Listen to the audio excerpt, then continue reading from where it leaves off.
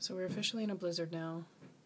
They were originally calling for it to stop around 3 or 4, but it's 4:30 now, and now they're saying it'll probably go until 9 or 10.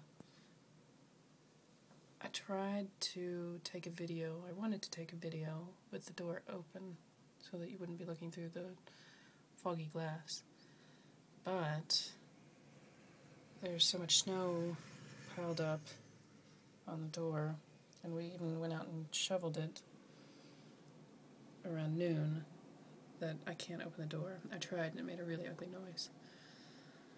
So they're now saying that on top of the 2.5 feet of snow that we got over the weekend, that we're going to get 20 to 30 inches from this store. By the way, those are our cars, or 2 of our cars over there, behind, underneath the snow. That gives you some idea. That's a 4x4 pickup. How tall that snow is, how high that snow is.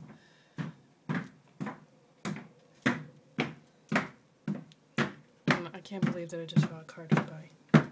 And that's Sophie clumping around in my shoes. So, can you say hi? Hi. Sorry about that.